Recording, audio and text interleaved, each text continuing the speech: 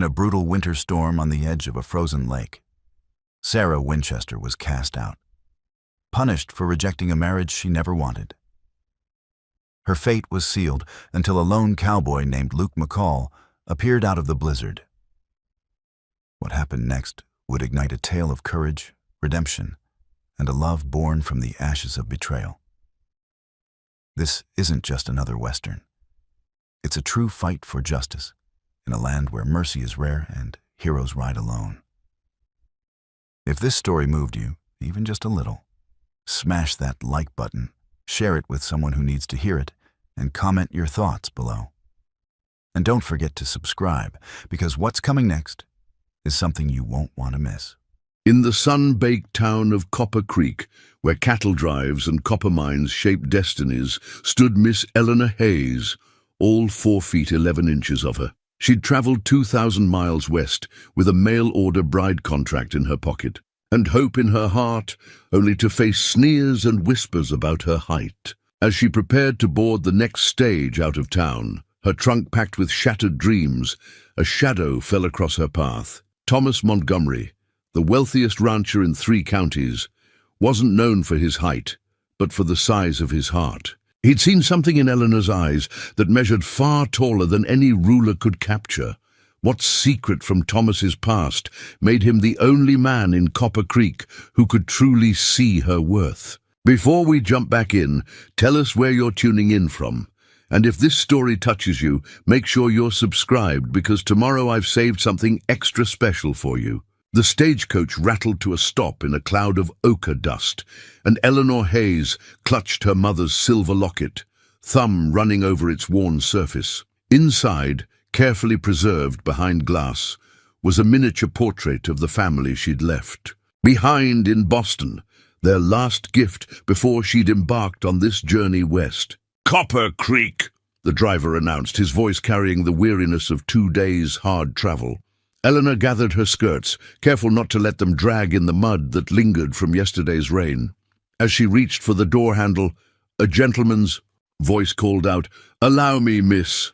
The door swung open to reveal a middle-aged man with kind eyes and silver at his temples. "Welcome to Copper Creek. I'm Dr. Wilson."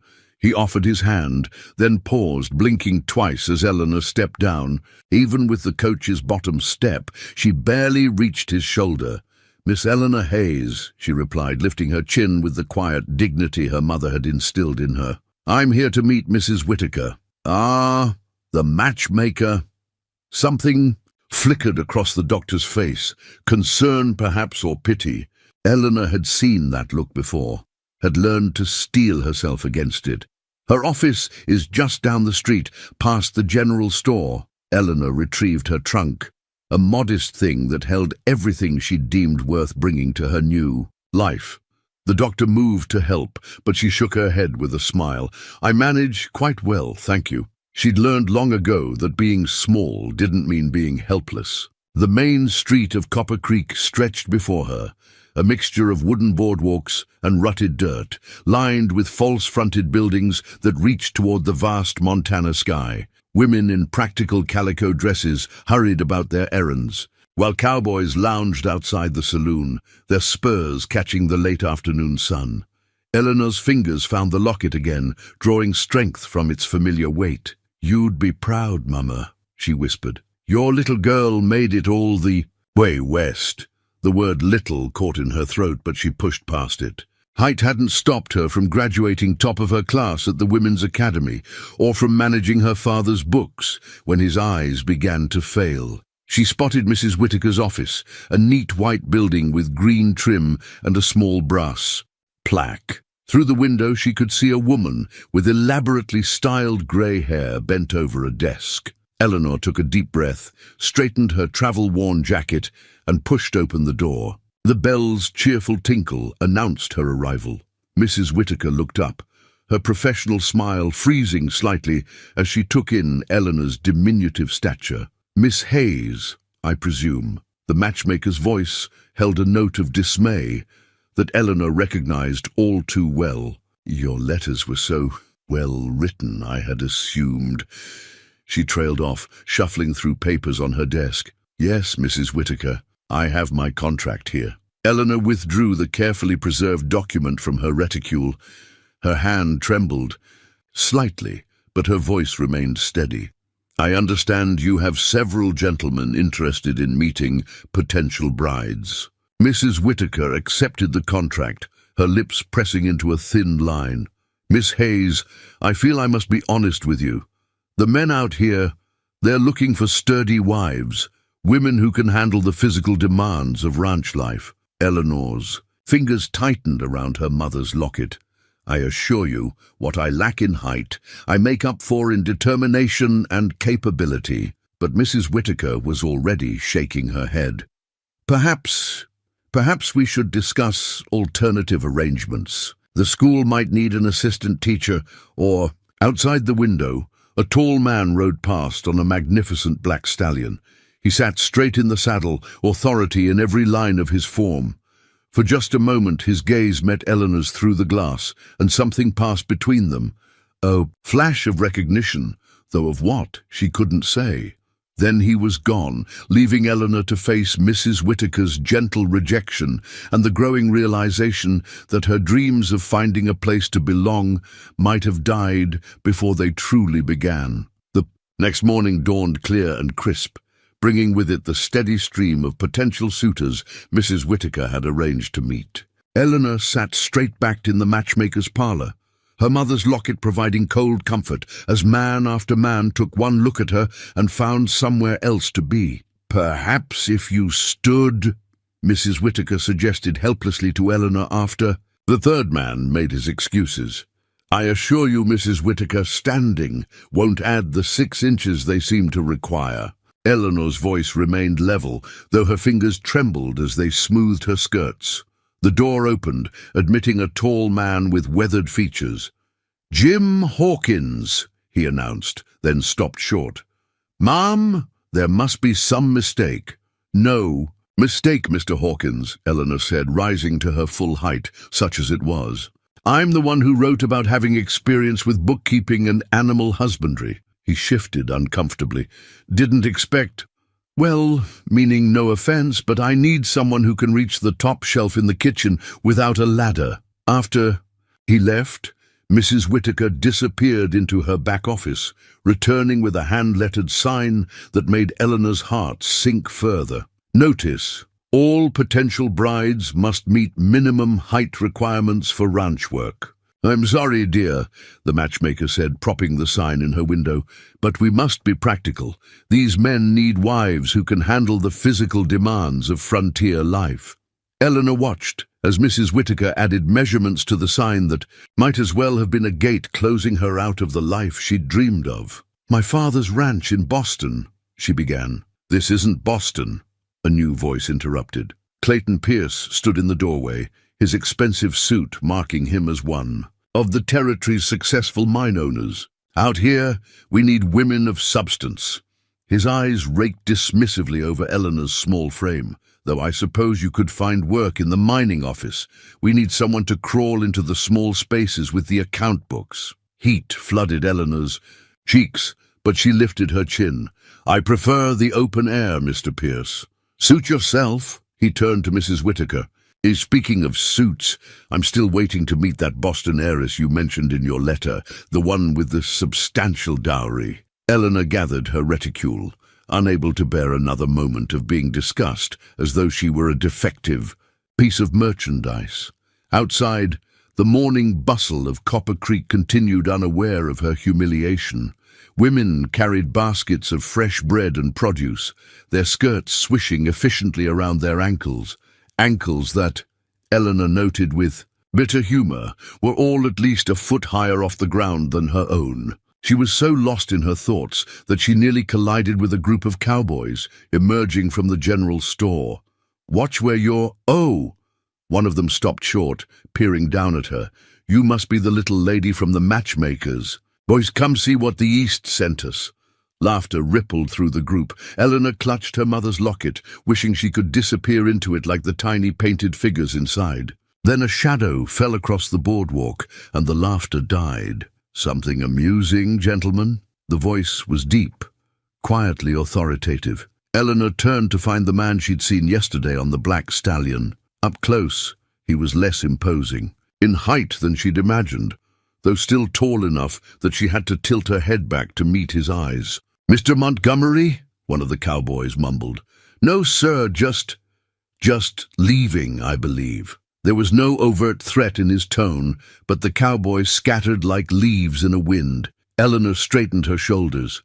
"Thank you, Mr. Montgomery, but I don't need—" "Thomas?" he interrupted, then smiled slightly at her startled look. "My name is Thomas, and I know you don't need rescuing, Miss Hayes, Eleanor Hayes." She waited for the familiar flicker of surprise. The measuring— Look, it didn't come. Instead, he gestured to Mrs. Whittaker's window. "Interesting sign. Though I've found that measuring someone's worth by inches is about as useful as measuring a horse's spirit by the size of its stall." Before Eleanor could respond, Mrs. Whittaker appeared in the doorway. "Mr. Montgomery, I had no idea you were— That is, we don't often see you in town. Were you perhaps interested in discussing potential matches?" Thomas's eyes never left Eleanor's face. "Perhaps I am, Mrs. Whittaker. Perhaps I am." The black stallion stood tethered outside Mrs. Whittaker's office, its silver-studded bridle catching the morning light. Eleanor had never seen such intricate leatherwork. Each concho had been carefully shaped into a delicate mountain flower, no two exactly alike. "His name is Midnight," Thomas said, watching her study the horse. "Would you like to meet him properly?"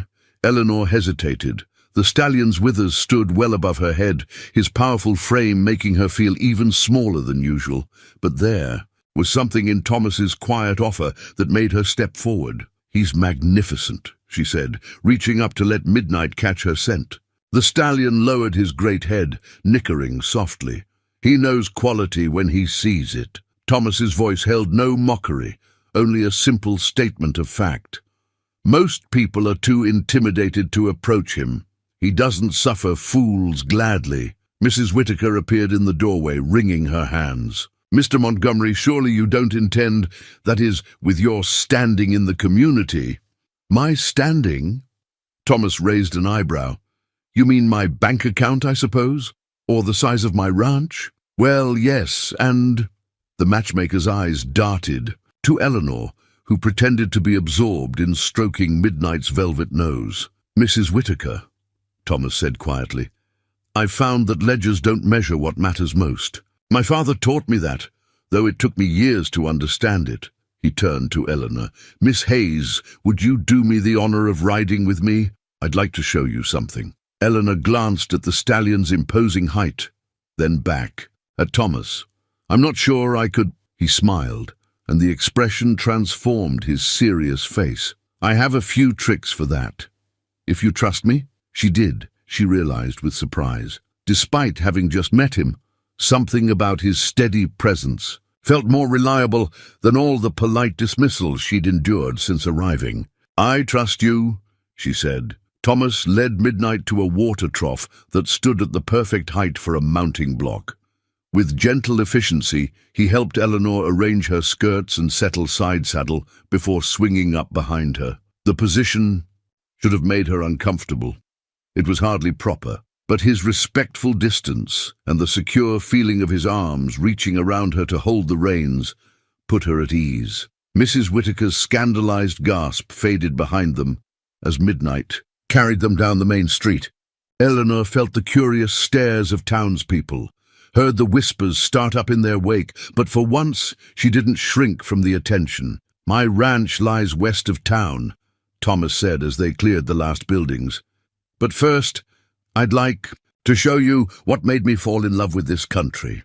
The trail wound up through scrub-covered hills, each turn revealing new vistas. Eleanor had expected Montana to be beautiful, but nothing had prepared her for the majesty of the mountains rising purple against the horizon, or the way the spring grass rippled like waves in the wind. "It's breathtaking," she whispered. "Most people see the harshness first," Thomas said, "the distance between towns, the unforgiving weather. But there's a poetry to it, if you know how to look, like that cloud shadow racing across the valley." Eleanor pointed to where darkness and light chased each other across the landscape. She felt, rather than saw, his smile. Exactly like that. "You have a keen eye, Miss Hayes." "Eleanor," she offered, "since we're being informal enough to share a horse." The trail opened onto a high meadow carpeted with wildflowers. Thomas drew Midnight to a halt, and they sat in companionable silence, watching red-tailed hawks circle overhead. "You're wondering why I intervened back there," he said finally. "The thought had crossed my mind. I saw something familiar in your eyes. The look of someone who spent too long being measured by the wrong yardstick." He paused. "Would you like to hear a story about a boy who was told he'd never amount to much because he couldn't read the words in his school books properly?" Eleanor turned slightly to look at him. What happened to him? His father taught him there were different ways to read, the lay of land, the health of cattle, the character of men. That boy grew up to own the largest ranch in 3 counties. His voice held no pride, only quiet acknowledgement. But he never forgot what it was like to be judged by a single measure and found wanting. Understanding bloomed in Eleanor's chest, warm and unexpected as the spring flowers surrounding them. And now he's trying to teach that lesson to others, only to those wise enough to already know its truth. Thomas gathered the reins. "Now, would you like to see what a real Montana ranch looks like? I warn you, it's not as neat as those eastern establishments." Eleanor settled more comfortably against the saddle. "I'd like that very much." The Montgomery Ranch spread across the valley like a kingdom, its fence lines disappearing into the distance. Cattle dotted the emerald spring grass, their rich brown hides gleaming in the afternoon sun. As they approached the main house, Eleanor noticed how the buildings had been arranged with careful thought. The barn positioned to block the worst of the winter winds, the corrals angled to catch the morning light. "Welcome to Silver Creek Ranch," Thomas said as they rode into the yard. A weathered man in his 60s emerged from the barn, his lined face breaking into a smile. "Boss, didn't expect you back, so—" He stopped short at the sight of Eleanor, but his surprise quickly transformed into a warm welcome. "Well now, what have we here? Miss Eleanor Hayes, meet Frank Miller, my foreman and oldest friend." Thomas dismounted smoothly, then helped Eleanor down with careful dignity. "Frank's been with the ranch since before I could reach the stirrups." "And that wasn't so long ago as some might think," Frank chuckled. "Come on inside, Miss Hayes. Martha's just pulled a fresh apple pie from the oven." The ranch house kitchen was a marvel of practical beauty, with gleaming copper pots and bundles of dried herbs hanging from the rafters. Martha Miller, Frank's wife, greeted Eleanor with the same easy warmth as her husband. "Sit, sit," she insisted, pulling out a chair. "You must be exhausted from the ride." "Actually," Eleanor said, accepting a slice of pie, "I found it invigorating, though I admit I've never ridden quite like that before." "Boss," Frank said, "speaking of riding, that new stallion's giving us trouble. Won't let anyone near him with a saddle." Thomas nodded. "We'll look at him after lunch. Miss Hayes, would you care to observe? I have a feeling you might have some insight." Before Eleanor could respond, Martha was already wrapping a second slice of pie. "Take it with you to the study first. Thomas, show her the ledgers while Frank and I tend to things." Thomas led Eleanor down a hallway to a room lined with bookshelves. An enormous desk dominated one corner, its surface neat but well used. He pulled a leather-bound book from a shelf, its pages soft with age. "The first ledger my father kept," he explained, laying it carefully on the desk. "He started with 12 head of cattle, and more dreams than sense, according to my mother."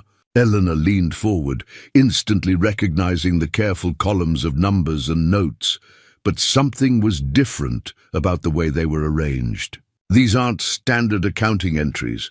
"No," Thomas smiled. "My father developed his own system.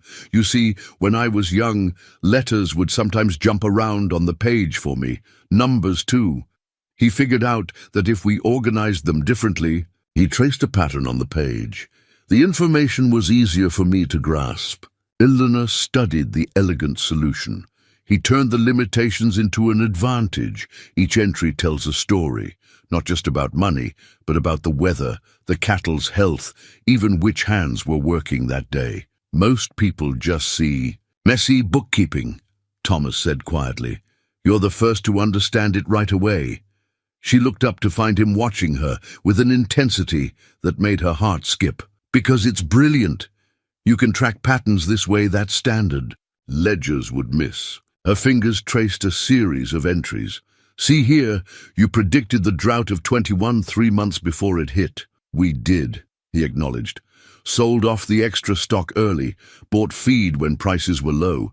It saved the ranch while others struggled. He turned a page. After my father passed, I kept his system, added to it. The bank thought I was crazy at first, but the results spoke for themselves, Eleanor finished, seeing the steady growth documented in the careful columns. She understood now how this man had built his empire, not through inheritance or luck, but through intelligence and determination. Miss Hayes, Thomas paused, then continued, Eleanor, would you be interested in seeing more of how we run things here? Frank and Martha have a spare room, if you'd like to stay a few days. Completely proper, of course. Eleanor thought of Mrs. Whitaker's dismissive looks, of the sneering cowboys in town. Then she thought of how Thomas had seen past her height, to recognize something in her that others missed, just as she had seen past his different way of reading, to recognize his brilliance. I would like that very much, she said softly. Though I warn you, I may have quite a few questions about your accounting system. His smile was like sunrise breaking over the mountains. I look forward to every one of them. Now shall we see about that troublesome stallion? 3 days into Eleanor's stay at Silver Creek Ranch, Martha Miller brought in the weekly edition of the Copper Creek Chronicle, her usually cheerful face creased with concern. The paper was folded to show a column titled Local Happenings by Miss Augusta Prendergast. You might want to see this, Martha said, setting it beside Eleanor's morning coffee. Eleanor picked up the paper, her heart sinking as she read. Certain elements of our respectable community have been shocked by recent developments at the Montgomery Ranch. The wealthy and eligible Mr. Thomas Montgomery, whose business acumen has been extensively documented in these pages, appears to have taken in a diminutive Eastern miss of questionable background. One must wonder what designs such a person might have on our most prosperous citizen. Ridiculous, Martha snorted, pulling biscuits from the oven with more force than necessary, as if Thomas hasn't turned away every fortune hunter in the territory. Eleanor set the paper down carefully, her fingers finding her mother's locket. Perhaps I should return to town. I don't want to cause trouble for Thomas. And prove Augusta Prendergast right. Martha placed a warm biscuit on Eleanor's plate. That woman's been trying to marry her niece to Thomas for 3 years. Besides, she added with a knowing smile, I've seen how he looks at you when you're working with that wild stallion. It was true. Over the past days, Eleanor had discovered a gift for gentle persuasion with the horses. Her size, which had been such a liability in town, proved an advantage in the corral. The nervous stallion that had fought every handler now accepted her approach, perhaps seeing her as less threatening than the tall cowboys. Miss Hayes. Thomas's voice from the doorway made both women turn. He held another newspaper in his hand, this one yellowed with age. I thought you might like to see this. It's from when I first started expanding the ranch. The headline, Read, Local Ranchers' Unusual Methods Raise Eyebrows. Below was a younger Thomas, standing proud beside his father's modest herd. They said I was fool-headed, he continued, pulling out a chair. That my different way of doing things would ruin me. 5 years later, they were all copying my methods. He met Eleanor's eyes. The thing about small towns, Miss Hayes, is they fear what they don't understand, until they do understand it.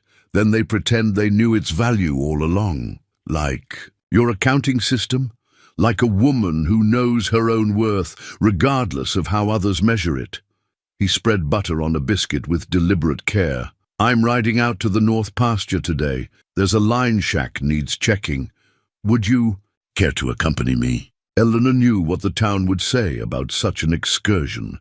She could almost hear Miss Prendergast's scandalized gossip, but she also knew that in 3 days she'd felt more at home on this ranch than she had anywhere since leaving Boston.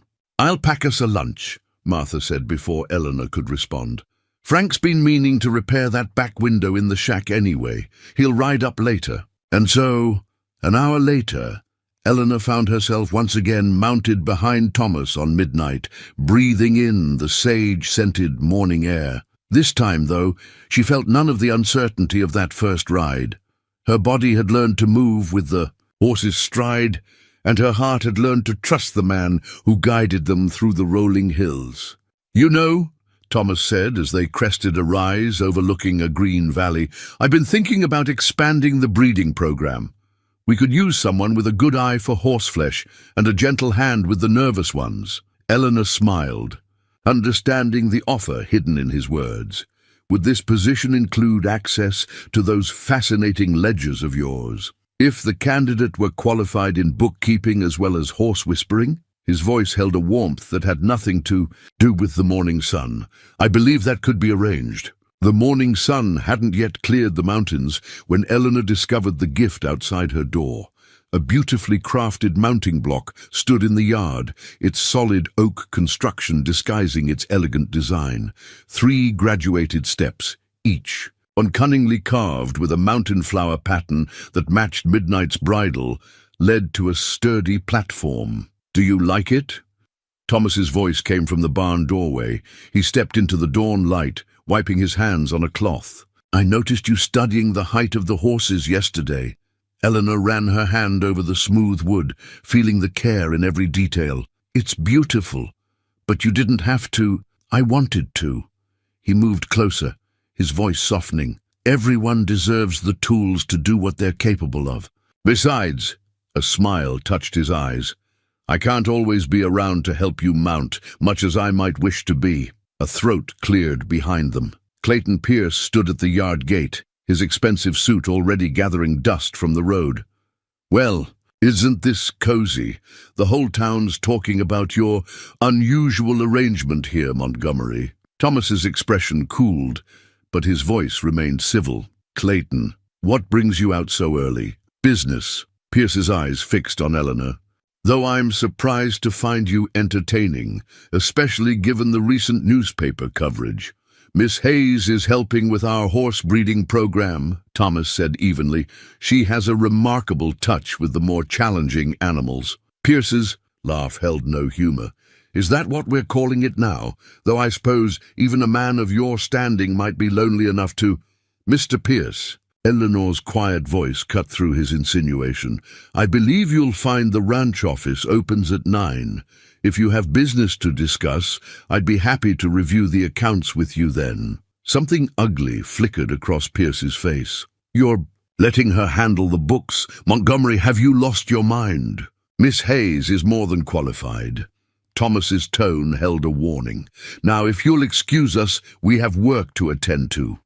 After Pierce left, Eleanor turned to the mounting block, her cheeks still burning. Without a word, she gathered her skirts and climbed the steps, settling herself expertly onto the back of the waiting mare, a gentle bay Thomas had assigned her. "Shall we see to that new foal?" she asked, gathering the reins. Thomas's pride was evident as he mounted Midnight. "Lead the way." Throughout the morning, Eleanor proved herself more than capable. She helped deliver medicine to a sick calf, assisted with training the nervous stallion, and demonstrated her growing skill with the ranch's unique bookkeeping system. If her hands sometimes shook when she remembered Pierce's sneering face, she steadied them by touching her mother's locket, or running her fingers over the carved flowers on her mounting block. During the noon break, as they sat in the shade of a cottonwood tree, Thomas finally spoke of what had been bothering him. "Pierce isn't just here about business. He's been buying up struggling ranches, using the drought as leverage." "The drought that your father's accounting system helped you predict," Eleanor noted. "Yes, he's tried to convince me to sell several times." Thomas absently stroked Midnight's nose. "Keeps talking about modernization, efficiency, but I've seen how he runs. His mind's no regard for the land or the people who work it." Eleanor thought of the careful notes in the ledgers, recording not just profits but rainfall patterns, cattle health, and the welfare of every ranch hand. "He'd destroy everything you've built, everything my father built," Thomas corrected. Gently. "I just expanded on his vision." He turned to face her fully. "Eleanor, I need to ask you something. These past weeks, you've shown an understanding of this place that goes beyond mere business. Would you consider, that is, would you be interested in a more permanent position here?" Her heart leapt, but years of being judged made her cautious. "What kind of position did you have in mind?" Before he could answer, a ranch hand came galloping up. "Boss, Pierce's men are moving cattle across the north boundary line." Thomas was on his feet instantly. "Eleanor, go," she said, already mounting her mare using the block. "I'll alert Frank and the others." As they rode in opposite directions, Eleanor realized something had shifted. She was no longer the uncertain mail-order bride seeking approval. She had found her place, not despite her size, but because of all the qualities that made her who she was. And if Clayton Pierce thought he could threaten that, he was about to learn that the smallest packages often contained the strongest. Still, Eleanor sat at Thomas's desk, surrounded by ledgers and property maps, her own neat account book open before her. While Thomas and the hands dealt with Pierce's men at the boundary, she had work of her own to do. Her fingers traced across the entries, following the patterns Thomas's father had created and his son had perfected. "There," she murmured, marking a page with her finger. "That's what he's after." Martha appeared in the doorway with coffee. "Found something? Look at this." Eleanor pointed to a series of entries. "The creek that runs through the north pasture. It's not just water rights. According to these surveys, there are copper deposits all along that ridge. Pierce isn't after grazing land at all." "That snake," Martha said, setting down the coffee cup with a sharp clink. "He's trying to steal mining rights." Eleanor was already pulling out more papers. "And that's not all. See these weather patterns? The droughts. Breaking. Pierce knows it. That's why he's moving now, before the land values recover." She opened her own account book, where she'd been tracking local property sales since arriving. Every transaction, every shift in market prices, carefully noted in her precise hand. A pattern emerged. Pierce had been systematically buying land around Silver Creek Ranch, piece by piece. "He's boxing us in," she realized. "If he controls the water rights—" Hoofbeats in the yard interrupted her. Thomas strode in, his face dark with anger. "Pierce's men pulled back, but they're claiming there's a dispute over the boundary line. Says his deed shows the creek is his." Eleanor finished. "That's what he wants you to think." She spread out the papers. "But look at these original surveys.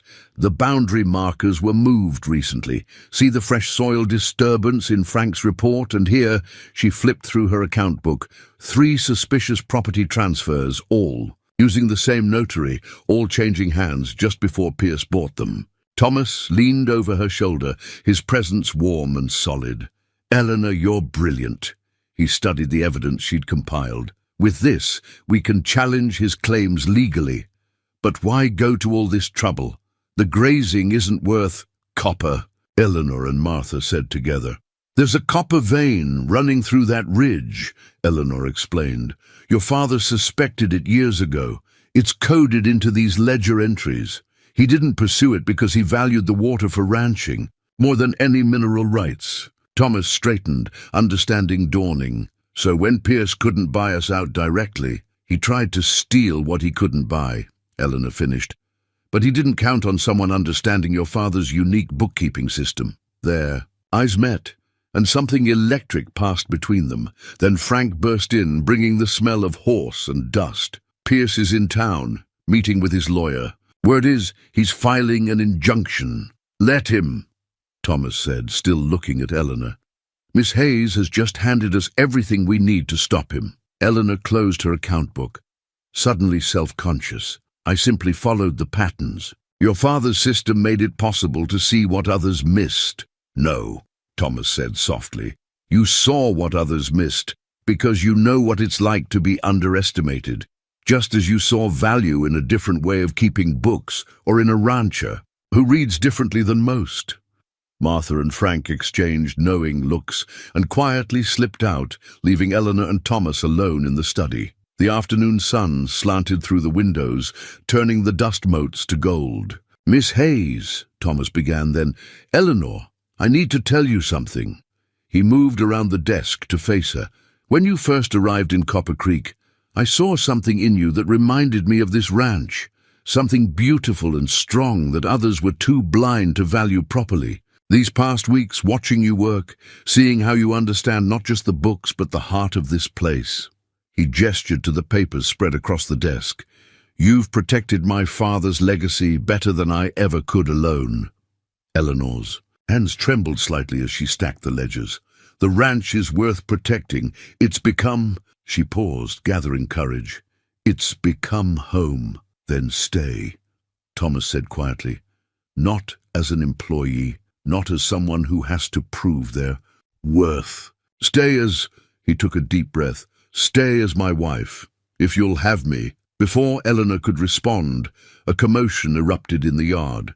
They rushed to the window to see Clayton Pierce riding up, a document held high in his hand like a battle flag. "Looks like he's brought that injunction," Thomas said grimly. Eleanor squared her shoulders. "Then let's show him exactly what he's up against." She gathered her account book and the evidence she'd compiled. Together, the summer social was Copper Creek's grandest annual event, transforming the town hall into a glittering approximation of an Eastern ballroom. Eleanor stood before the mirror in Martha's spare room, smoothing the sage-green silk of her best dress, the one she'd packed with such hope for her new life out west. "You look lovely," Martha said, adjusting the pearl combs in Eleanor's carefully arranged hair. "Though you might want this too." She held out a dance card on a silk ribbon, its ivory surface still pristine. Eleanor took it with trembling fingers. After the past weeks of ranch work and legal battles, the thought of facing Copper Creek society seemed more daunting than breaking any wild stallion. "Remember," Martha said, reading her expression, "you're the woman who uncovered Clayton Pierce's scheme and saved Silver Creek Ranch. You have nothing to prove to these people." A soft knock interrupted them. Thomas stood in the doorway, resplendent in a black suit that made him look every inch the wealthy rancher he was. But it was his expression when he saw Eleanor that made her breath catch. "Miss Hayes," he said, softly, "you put the sunset to shame." They rode into town in Thomas's best buggy, Eleanor's dance card already bearing his name in his careful handwriting. The first dance was his by right as her escort, but he'd also claimed the supper dance. And the last waltz, the rest remained empty, a fact that would normally have mortified her, but somehow didn't matter anymore. The town hall blazed with lamplight, bunting and summer flowers decorating every surface. As they entered, the music faltered briefly, conversations stuttering to a halt before resuming with increased intensity. Eleanor felt the weight of every stare, heard the whispers behind fluttering fans. "My goodness!" Augusta Prendergast's voice carried clearly from nearby. "I had no idea the circus was in town." "Ignore them," Thomas murmured, leading Eleanor onto the dance floor. "They're just jealous that I'm dancing with the most capable woman in the territory." As they moved through the waltz, Eleanor gradually relaxed into the familiar steps. Thomas was an excellent dancer, adjusting his stride naturally to match her shorter one. They moved together as easily as they had on horseback, finding a rhythm that made their height difference seem irrelevant. "Well, if it isn't the lovely Miss Hayes," Clayton Pierce's voice interrupted them between dances. "I trust you're enjoying your temporary position at Silver Creek Ranch?" "Miss Hayes's position is permanent," Thomas said firmly. "In fact—" "Thomas!" A willowy young woman in an elaborate pink gown swooped in. "You simply must dance with Emily. She's been practicing her waltz for weeks, haven't you, dear?" Miss Emily Prendergast, Augusta's niece, simpered appropriately. "Oh, Mama, you're embarrassing me." Eleanor felt Thomas tense beside her. Before he could respond, she touched his arm gently. "You should dance with Miss Prendergast. I need to rest a moment anyway. But as Thomas reluctantly led Emily onto the floor, Pierce stepped closer. You know, my offer still stands. A woman of your stature might find the mining office more suitable than playing rancher's wife. Mr. Pierce, Eleanor said calmly, a man of your business acumen should know when he's beaten. Or do you need to review those property documents again? His face darkened. You think you're very clever, don't you? But Thomas Montgomery deserves a proper wife, someone who can stand beside him without making him look foolish. The only foolish thing, came Thomas's voice from behind them, would be letting others decide what I deserve. He had returned, leaving Emily Prendergast stranded mid-dance. Pierce, I believe you were just leaving. This isn't over, Montgomery. Actually, it is. Thomas turned to Eleanor, holding out his hand. Miss Hayes, would you do me the honor of this dance, and perhaps every dance hereafter? Understanding dawned in Eleanor's heart as he led her back to the floor. The music swelled, not a waltz this time, but a sweet, slow melody that allowed him to draw her closer than strictly proper. Did you mean that? She whispered. Every dance hereafter. I meant to do this properly, he admitted. Not here with Pierce and the Prendergasts watching, but seeing you tonight, so strong and dignified despite their pettiness. He took a deep breath. Eleanor Hayes, I love you, not in spite of who you are, but because of it. Will you? Yes, she said, her heart soaring. Yes to every dance, every day for the rest of our lives. The music played on, but they hardly heard it. Around them the whispers grew to a crescendo as words spread through the hall. But for once, Eleanor didn't care about her height, or what anyone thought of. In Thomas's arms, she felt exactly as tall as she needed to be.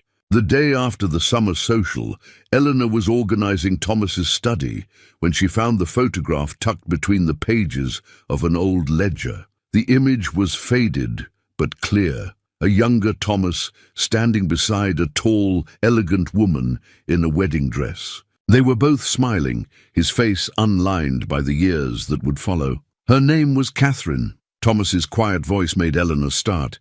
He stood in the doorway, his expression gentle. I should have told you about her sooner. Eleanor carefully set down the photograph. She was beautiful. She was. Thomas crossed the room, picking up the image with careful fingers. We were married for 8 months before the fever took her. That was 12 years ago. I'm so sorry. Eleanor's hand found her mother's locket, understanding now why Thomas sometimes got a faraway look when studying the Western horizon. I was angry for a long time, he continued, settling into his chair.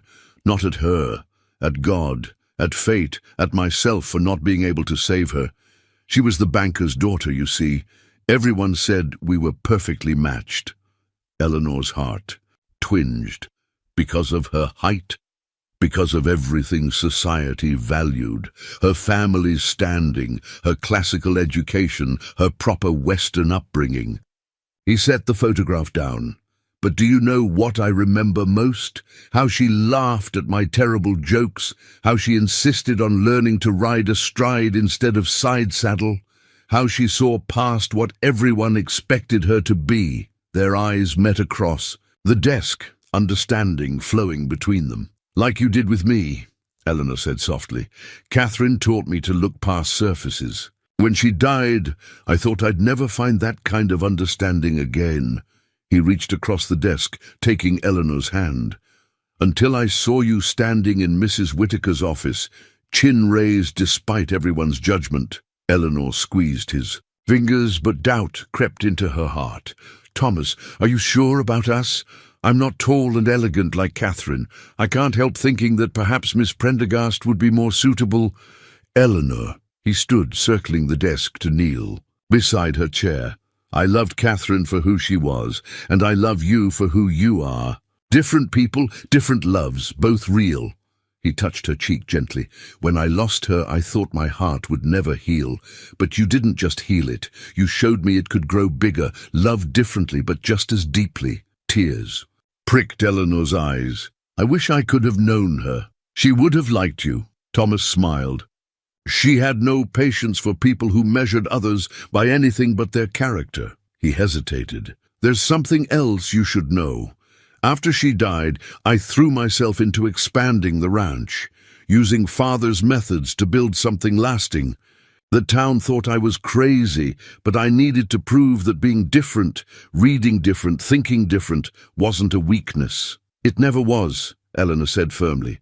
Just as being small never made me less capable. It just meant I had to find my own way of doing things. Exactly. Thomas's voice grew serious. Eleanor, I want you to be sure about this, about us. Marriage to me means sharing everything. The ranch, the responsibilities, the town's judgment. And, he gestured to the photograph, sharing Catherine's memory too. I'll always keep her in my heart. Eleanor touched her mother's locket, thinking of all the memories it held. The heart is big enough for many loves, Thomas. Past and present. She smiled. Besides, I think I understand Catherine better than most might. We both fell in love with a man who saw beyond what others expected us to be. Thomas brought her hand to his lips. I don't deserve you. Now that, Eleanor said firmly, is the only foolish thing I've ever heard you say. The photograph sat on the desk.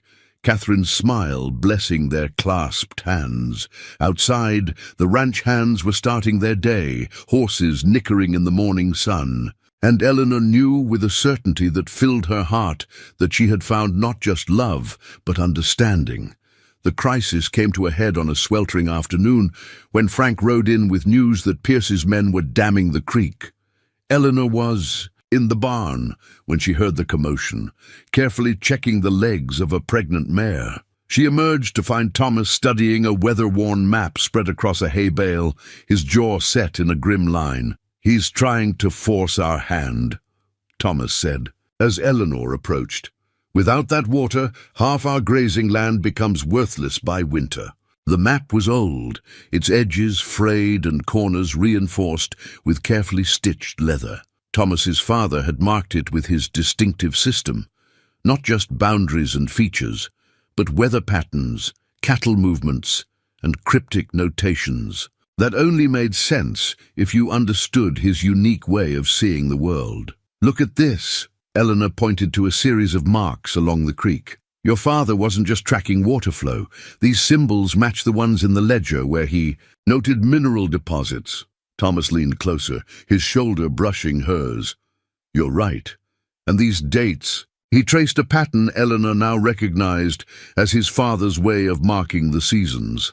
He was tracking something else too. Eleanor studied the markings, her mind working in the way Thomas had taught her to read his father's system. The water, level changes, not just with the seasons, but her eyes widened. Thomas, there's another water source.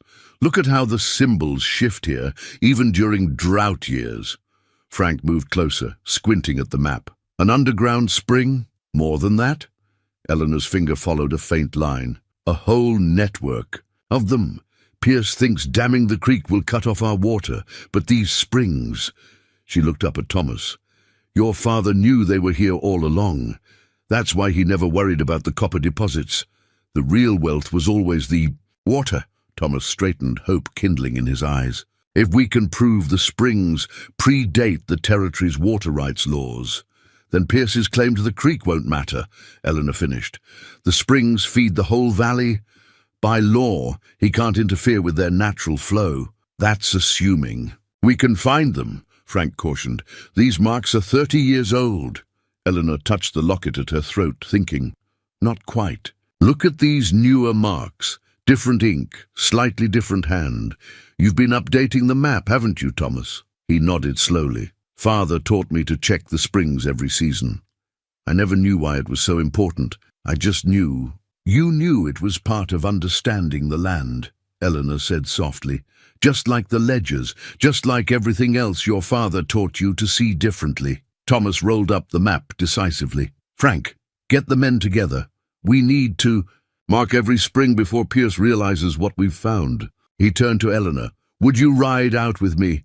I could use your eye for patterns. They spent the rest of the day on horseback, Eleanor on her bay mare, and Thomas on midnight, checking each location marked on the map. At every stop, they found exactly what Thomas's father had documented: clear springs bubbling up from the rocky ground, feeding hidden streams that kept the valley green even in the driest years. Eleanor watched Thomas at each spring, seeing how naturally he moved across his land, how he understood its rhythms in a way Pierce never could. This was more than a ranch to him. It was a legacy of seeing the world uniquely, of finding strength in different ways of understanding. As the sun began to set, they paused on a ridge overlooking the valley. The creek gleamed like copper in the fading light, Pierce's dam an ugly blot on its natural flow. "We'll file the water rights claim first. And think tomorrow," Thomas said. "Pierce won't know what hit him." Eleanor nodded, but her mind was already racing ahead. "We should do more than that. These springs, they're not just on your land, are they? They feed the whole valley." "What are you thinking?" "A water cooperative." Eleanor's eyes lit up. "If we can get the other ranchers to sign on, show them how the springs connect everyone's land, Pierce won't just lose his claim, he'll lose his ability to divide the community." Thomas stared at her for a long moment, then laughed. "You're incredible, you know that. You don't just see the patterns, you see how to use them to help everyone." Eleanor smiled, touching her mother's locket. "I learned from the best. Your father's map, your way of reading the land. You taught me to see beyond the surface, just like you saw beyond my height." The setting sun painted the valley in shades of gold and purple. Tomorrow would bring challenges, legal battles, community meetings, Pierce's inevitable resistance. But sitting there on their horses, the weather-worn map safely tucked in Thomas's saddlebag, Eleanor knew they would face it all together, each bringing their own unique way of seeing the world. Thomas was uncharacteristically nervous at breakfast the next morning, barely touching Martha's fresh biscuits. When Eleanor entered the kitchen, he stood so quickly he nearly knocked over his coffee cup. "Ride with me?" he asked. "There's something I'd like to show you before we head into town to file those water rights." The morning air was crisp, heavy with the scent of sage and early autumn.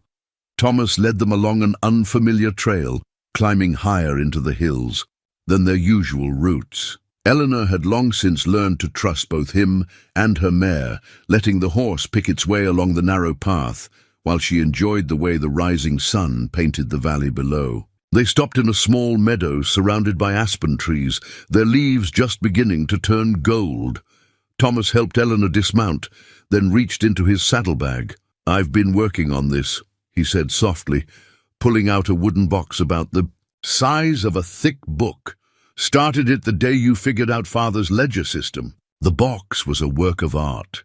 Carved into its surface were all the symbols from Thomas's father's mapping system, the marks for springs, the patterns that tracked seasons, the special notations that had helped a boy who read differently understand his world. But Thomas had transformed them into something new, weaving the symbols into an intricate design of mountain flowers that matched Eleanor's mounting block and Midnight's bridle. "Thomas?" she breathed, running her fingers over the delicate work. "It's beautiful. Open it." Inside, nestled on a bed of soft cloth, lay a ring. Not a traditional diamond, but a band of silver carved with the same patterns as the box set, with a small piece of copper ore that caught the morning light like a flame. "The copper's from the first sample Father found," Thomas said quietly. "The one that made him realize the real treasure wasn't in mining, but in understanding the land deeply enough to protect it." He took Eleanor's hands in his. "Just like the real treasure I found wasn't what anyone else might have been looking for, but something far more precious." Eleanor's heart thundered in her chest as Thomas went down on one knee before her. "I had a whole speech planned," he admitted with a soft laugh, "about how you see the world the way I do, not just the surface, but the patterns underneath, about how you understand that being different isn't a weakness, but a gift that lets us see things others miss, about how you make me feel tall in all the ways that matter." Tears blurred Eleanor's vision as she squeezed his hands. "But what it all comes down to is this," Thomas continued. I love you, Eleanor Hayes. I love your brilliant mind and your gentle heart. I love how you handle scared horses and angry men with the same quiet strength. I love that you understand my father's legacy better than anyone else ever has." He took a shaky breath. "Will you marry me? Will you help me build something even bigger than Silver Creek Ranch? A life where we both get to be exactly who we are?" Eleanor pulled him to his feet, unwilling to let him kneel before her. "Yes," she whispered. "Yes to all of it." His hands trembled slightly as he slipped the ring onto her finger. It fit perfectly, just like everything else he'd made for her. "I was so nervous about the size," he admitted. "Kept measuring it against your mounting block carvings while you were working with that new colt." Eleanor laughed through her tears. "Of course you did. Just like you measured all those steps and platforms so I'd never need to ask for help unless I wanted to." He drew her close, his voice rough with emotion. "I never want you to feel like you have to be anything other than exactly who you are. Not on our ranch, not in town, not anywhere." "Our ranch," she repeated softly, liking how it sounded. "Our everything," he corrected, and kissed her. The aspens rustled around them, their leaves catching the morning sun like countless tiny mirrors. The horses grazed contentedly nearby, Midnight's silver-studded bridle flashing as he moved. And in Eleanor's hands, the carved box held more than just a ring. It held the promise of a life built on seeing the world differently, on finding strength in what others might call weakness, on measuring worth not by inches or ounces, but by the size of one's heart. "We should get to town," she said eventually. "File those water rights before Pierce causes more trouble." Thomas smiled against her hair. "Already thinking about protecting our land?" "Always." Eleanor tucked the box carefully into her saddlebag. "Besides, I can't wait to see Miss Prendergast's face when she notices this ring." His laughter echoed across the meadow as they mounted, up ready to face whatever came next. Together, the Copper Creek Chronicle's wedding announcement caused exactly the stir Eleanor had expected. She found the paper on her desk that morning, the small notice somehow managing to both announce and disapprove of her engagement in the same carefully worded paragraph. "Mr. Thomas Montgomery, owner of Silver Creek Ranch and one of our territories, most prosperous citizens, announces his engagement to Miss Eleanor Hayes, formerly of Boston." The unusual match has sparked considerable discussion among local society, though Mr. Montgomery appears quite decided on the matter. The wedding is planned for early October. They couldn't just say, "Congratulations," like normal people. Martha huffed, setting down Eleanor's morning coffee with more force than necessary. Eleanor folded the paper with a small smile. "At least they didn't mention my height this time. Only because Augusta Prendergast is too busy organizing a protest of sorts." Martha lowered her voice. "Word is, she's convinced half the ladies' auxiliary to boycott the wedding." "Only half?" Eleanor raised an eyebrow. "I'm improving. Last week it was 3/4. The kitchen door opened, bringing the smell of morning frost and leather. Thomas strode in, looking more amused than concerned. "Well, my love, we've caused quite the scandal.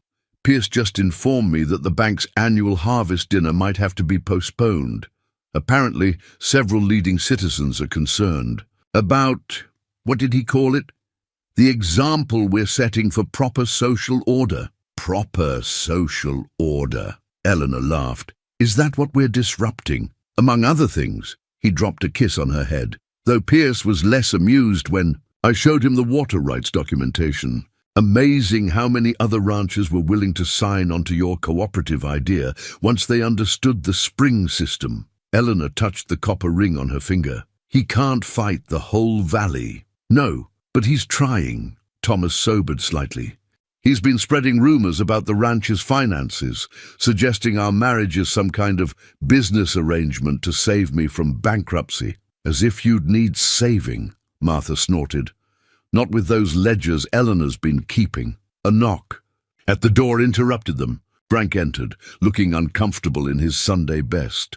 "Boss, Miss Eleanor, there's a delegation from town, the Reverend's with them." Eleanor's heart sank. She'd known there would be opposition, but she hadn't expected the church to become involved. Thomas took her hand. "We'll face them together." The delegation waited in the formal parlour. Reverend Stevens, Augusta Prendergast, and 3 members of the church board. Their faces ranged from concerned to openly disapproving. "Mr. Montgomery," the Reverend began, "we've come to express our deep concerns about this upcoming union." "Have you indeed?" Thomas's voice was dangerously quiet. "It's not natural," Augusta burst out. "A man of your standing, marrying someone so capable," Eleanor suggested. "Educated? Or were you thinking of a different measure, Mrs. Prendergast?" "We merely feel," one of the board members said smoothly, "that such an unsuitable match might affect the ranch's standing in the community. The bank, for instance." "The bank," Thomas interrupted, "has just reviewed our quarterly reports. Reports that Miss Hayes prepared, showing our highest profits in 10 years. Would you like to see them?" "This isn't about money," Augusta snapped. "It's about propriety, about maintaining proper order in society." Eleanor felt Thomas tense beside her, but she squeezed his hand and stepped forward. "You're right, Mrs. Prendergast. It's not about money. It's about love, respect, and seeing people for who they truly are." She touched her mother's locket. "I came west looking for a place to belong, not realizing I would find someone who belonged with me exactly as I am." "Reverend," Thomas added quietly, "my father taught me that God doesn't measure souls by earthly standards.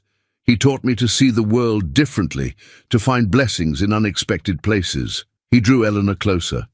"I've found mine. Will you help us celebrate that blessing, or will you let prejudice blind you to it?"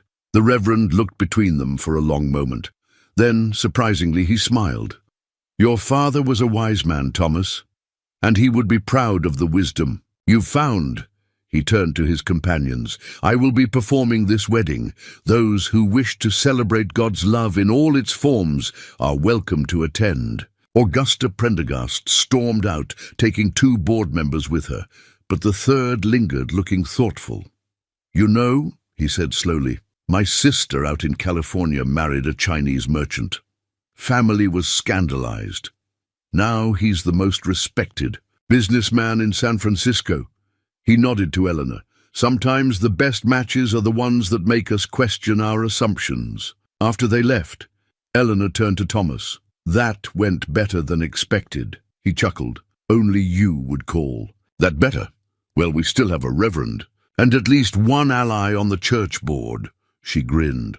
"Plus, you should see the books I've been keeping. Pierce won't know what hit him when the quarterly report goes public." Thomas gathered her close.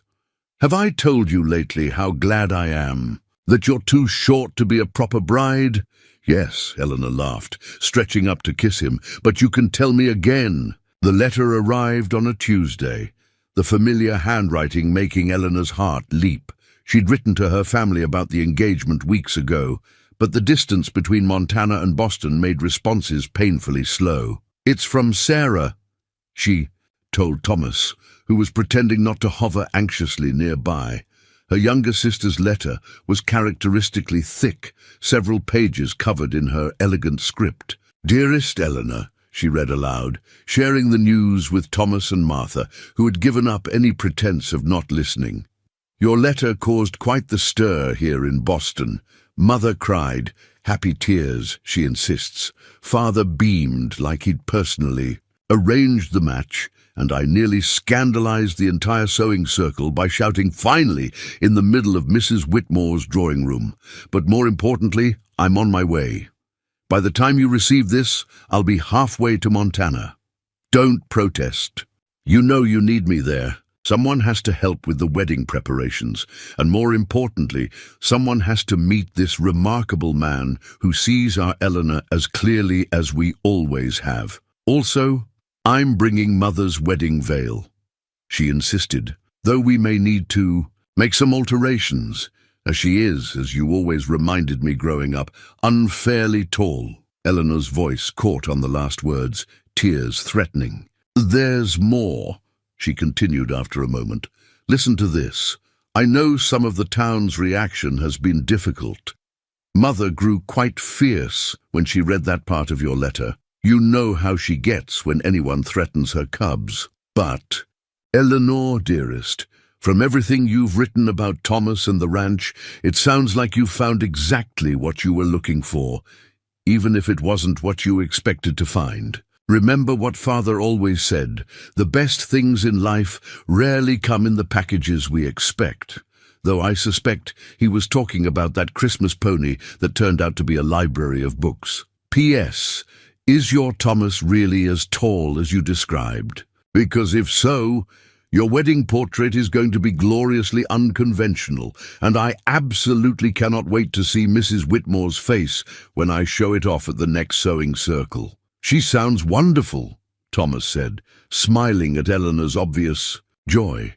She is. Sarah's the tall one in the family. She took after Mother's side, but she never once made me feel small.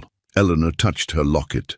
She used to let me stand on her school books when we practiced dancing, saying it was only fair since I'd helped her learn her sums. Martha wiped her eyes with her apron. Well, we'd better get the guest room ready. When does she arrive? Eleanor checked the letter's date. According to this, tomorrow's stage. The next day found them all at the stage depot, Eleanor practically bouncing with anticipation. When the coach finally arrived in a cloud of dust, a tall, elegant young woman emerged, her traveling dress somehow still immaculate after days of travel.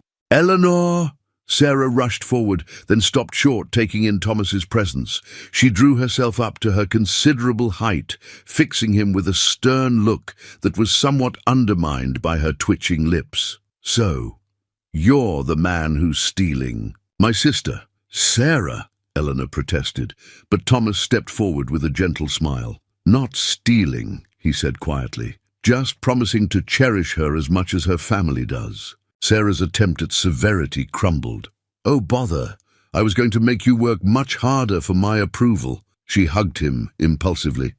But anyone who looks at Eleanor that way has already won it. The ride back to the ranch was filled with Sarah's delighted observations about everything from the mountain views to the way Thomas had designed Eleanor's mounting block. But it wasn't until they were unpacking her trunk that she revealed her biggest surprise. Mother and Father are coming too, she announced, pulling out the promised wedding veil. They've already left Boston. Father said wild horses couldn't keep him from walking his Eleanor down the aisle. Eleanor sat down hard on the bed.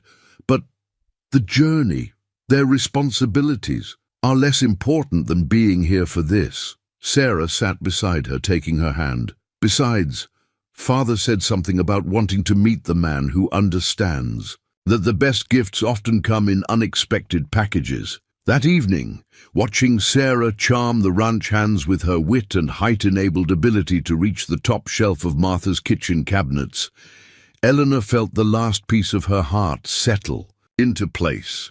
Thomas found her on the porch watching the sunset paint the mountains. Happy? He asked softly. Complete, she corrected. My family, our ranch, you. She leaned against him. Though I suspect having Sarah here is going to make the town. Talk even more. She's never been one to hold back her opinions, Thomas laughed. Good. Between her height and your strength, we'll show them that love comes in all sizes. Eleanor touched her copper ring, thinking of the family traveling across the country to be with her, of the sister who had dropped everything to help, and of the man who had seen past everything to love her heart. We already have. The legal document arrived 3 days before Eleanor's parents were due to reach Copper Creek. Frank brought it in during breakfast, his weathered face dark with concern. The packet bore the territorial court seal and Clayton Pierce's signature. He's challenging the original land grant, Thomas said grimly, scanning the dense legal text. Claims Father's grant wasn't properly registered due to... His jaw tightened. Due to his different way of filling out the forms. Eleanor took the document, her heart sinking as she read. Pierce's lawyers had seized upon the unique way Thomas's father had completed the territorial paperwork.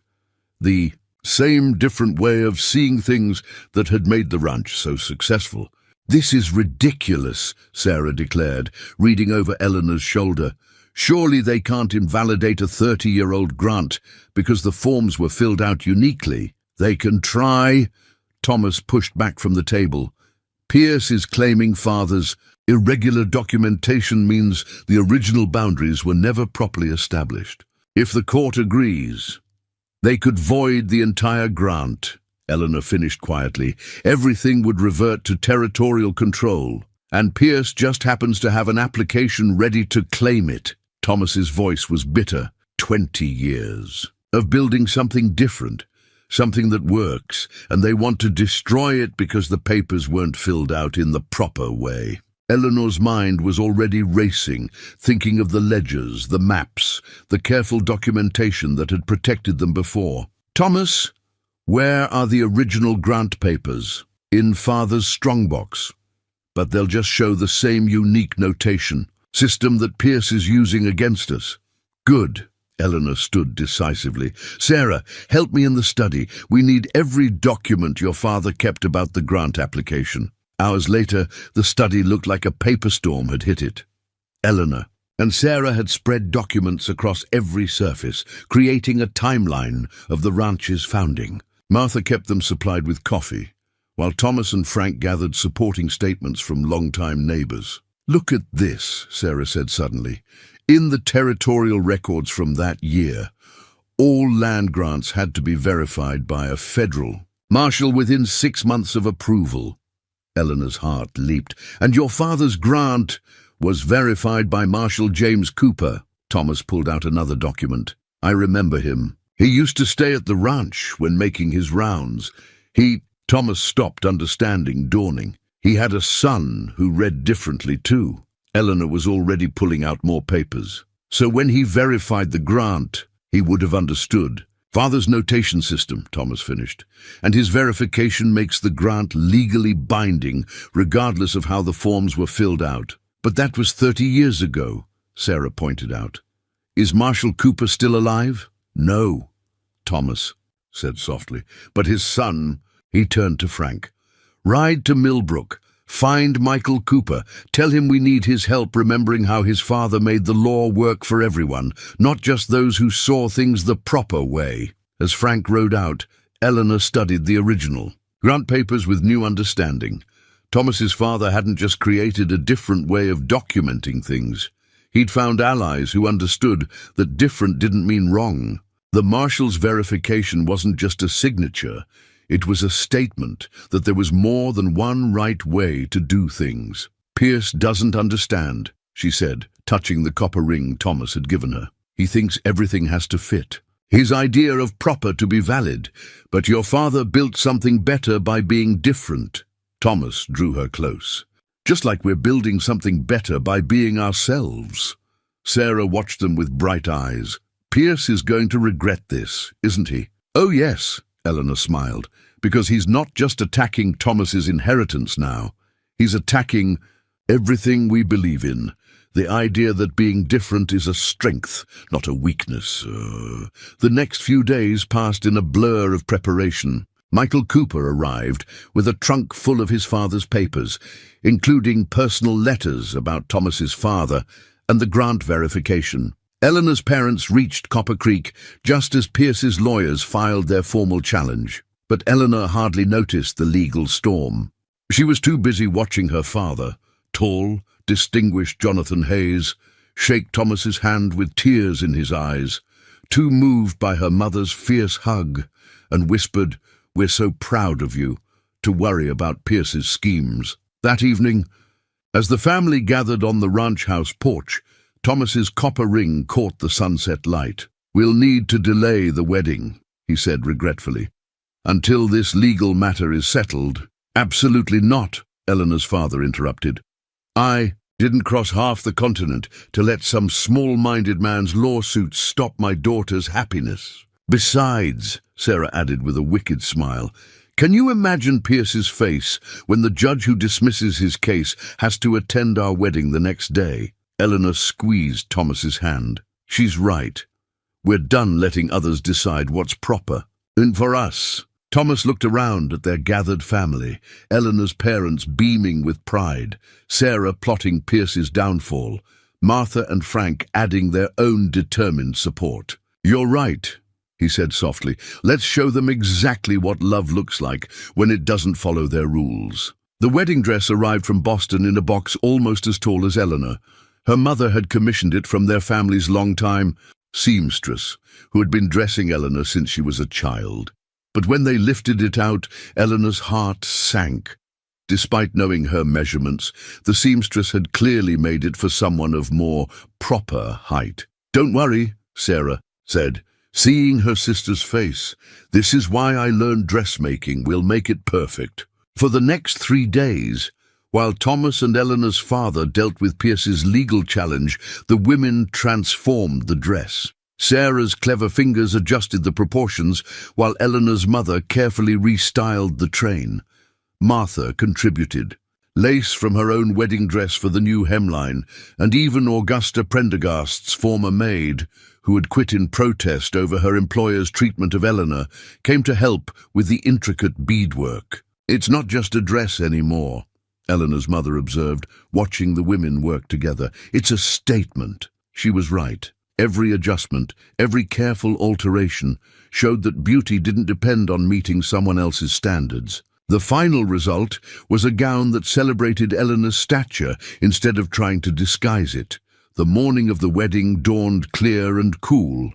Eleanor stood before the mirror in her perfectly fitted dress, her mother's veil, now expertly shortened, floating around her shoulders. The copper ring on her finger caught the light, matching the autumn colors Sarah had woven into her bouquet. A commotion outside drew her to the window. Clayton Pierce stood in the ranch yard, waving papers and confronting Thomas. "You can't do this!" Pierce's voice carried clearly. "The judge hasn't ruled on the land grant case. This wedding is a transparent attempt to influence the court." "The only thing transparent here is your desperation," Thomas replied calmly. "The wedding has nothing to do with the case and everything to do with love." "Love?" Pierce sneered. "Look at her. She barely comes up to your shoulder. What will people think?" "They'll think," Eleanor said, stepping onto the porch, "that love sees deeper than height." A collective gasp went up from the gathering crowd. In her perfectly fitted dress, with her head held high, Eleanor seemed to fill the space with a presence that had nothing to do with physical size. "Miss Hayes," Pierce started, but Eleanor cut him off. "Mr. Pierce, you've spent so much time measuring things by your own narrow standards that you've missed what really matters. This ranch thrives because Thomas and his father saw the world differently. The valley prospers because we work together instead of fighting over boundaries. And this dress," she smoothed the silk that fit her like a dream. "It's beautiful because we adapted it to celebrate who I am, not who others think I should be." Thomas moved to stand beside her, and Eleanor saw the moment Pierce realized he had lost more than a legal battle. The community had gathered not just for a wedding, but to celebrate what Eleanor and Thomas represented, the triumph of love and understanding over prejudice and proper appearances. "The judge ruled this morning," Thomas's lawyer called, riding up with a paper in his hand. "The original grant stands. Marshal Cooper's verification was legally binding." A cheer went up from the crowd.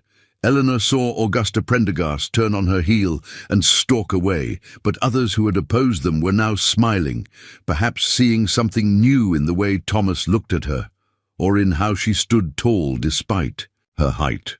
"Well," Reverend Stevens said, stepping forward with a warm smile, "since everyone's already here, shall we have a wedding?" They were married in the ranch yard, surrounded by family, friends, and even former opponents who had learned to see differently. Eleanor's father walked her down an aisle lined with autumn flowers, his face proud as he placed her hand in Thomas's. When Thomas lifted her veil, he didn't bend down awkwardly, as others might have expected. Instead, he knelt before her, making their eyes level, showing everyone that love finds its own way of fitting together perfectly. "I think," he whispered, as the Reverend pronounced them man and wife, "that you're exactly the right height to be my bride."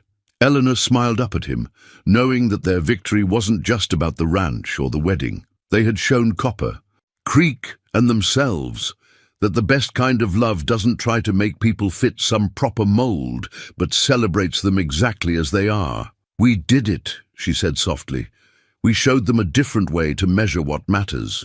No, my love, Thomas replied, drawing her close for their first kiss as husband and wife. You showed us all.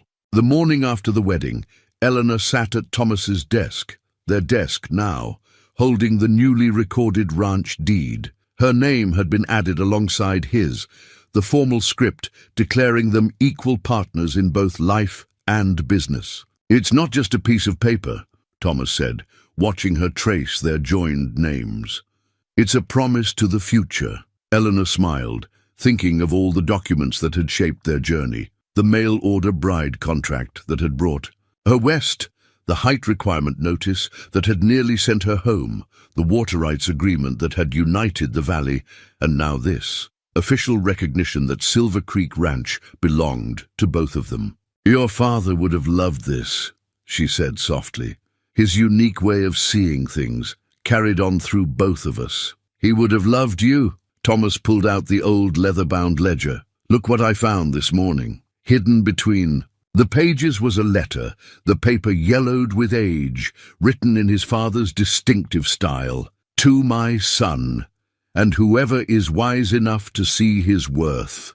I'm writing this as I watch Thomas master our different way of reading the world. Some call it wrong, call him slow because letters and numbers don't sit still for him like they do for others. But I've seen how he reads the land, the sky, the hearts of animals and people. He sees patterns others miss, finds solutions in unexpected places. Whoever finds this letter will have discovered our unique bookkeeping system. You'll have understood that being different isn't a weakness, but a gift. And if you're reading this with my son, you're probably the person I've been praying he'd find, someone who sees the world as richly and differently as he does. Take care of each other and of this land. Build something bigger than either. Of you could alone, with love and faith in the future, James Montgomery. Eleanor wiped tears from her eyes. He knew someone would understand eventually. He knew you would understand, Thomas corrected gently.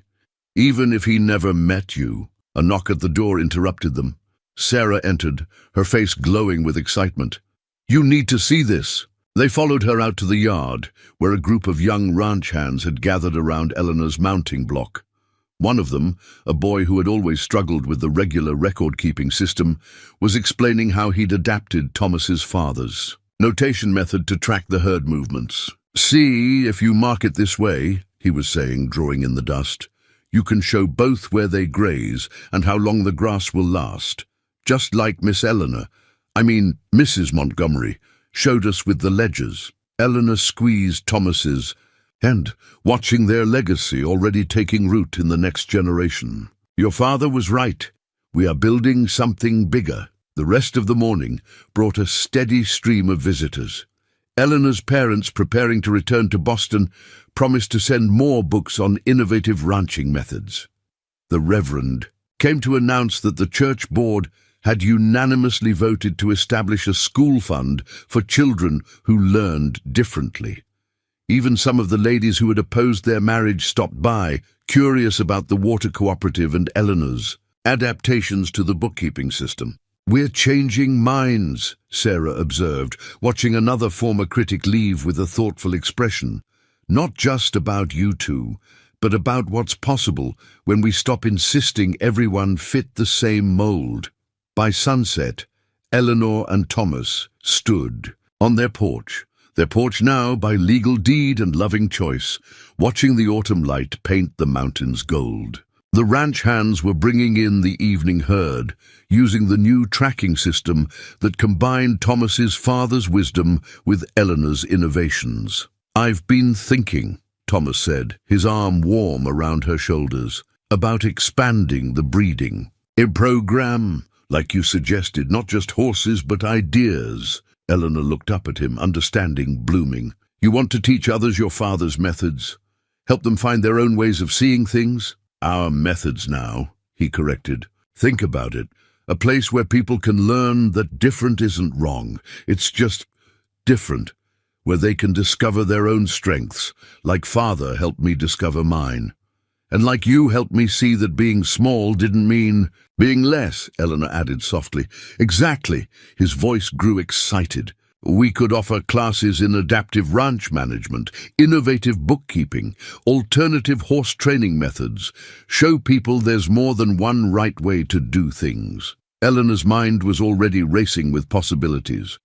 We could start with the children who struggle in regular schools. Show them how your father's notation system might help them read in their own way. And then, Thomas smiled, knowing she was just getting started. And then, we show them what's possible when you measure success by understanding rather than conformity. She touched the deed in her pocket, thinking of all it represented. We'll build a legacy of seeing differently. Together, Thomas agreed, bending to kiss her as the sun set on their first full day, as equal partners in every way. 1 year after her wedding, Eleanor sat at her desk in the ranch office, composing a new kind of mail-order bride advertisement. The fresh page before her would soon be sent to papers across the East Coast. But this was no ordinary notice. Seeking women of extraordinary character for exceptional Western matches, she wrote, her pen moving smoothly across the paper. Height, appearance, and conformity to society's expectations are irrelevant. What matters is your heart, your mind, and your willingness to see the world differently. Thomas found her there, adding the finishing touches to her advertisement. Ready to change more lives? He asked, smiling at the stack of letters already on her desk. Correspondence from other unconventional couples who had found love in their own unique ways. Listen to this, Eleanor said, reading from her draft. Silver Creek Ranch Matchmaking Service specializes in connecting those who don't fit society's traditional mold. We believe that the best matches come from understanding hearts, not outward appearances. Every person has unique gifts to offer, if only given the chance to shine. She touched her mother's locket, now containing a tiny portrait of her and Thomas. On their wedding day. We're not just matching couples, she continued. We're building a community of people who understand that different isn't wrong. It's just different. The proof of that philosophy surrounded them. The ranch had flourished under their joint management, their unique combination of skills, making it more successful than ever. The adaptive learning program they'd started had grown to include students from across 3 territories, all discovering their own ways of reading the world. Even Clayton Pierce had come around, his grandson now attending their special classes and thriving under Thomas's father's notation system. The boy, who had once been labeled slow, was now managing his grandfather's books with innovative methods that combined the best of both worlds. Mrs. Whitaker stopped by earlier, Thomas mentioned, picking up one of the waiting letters.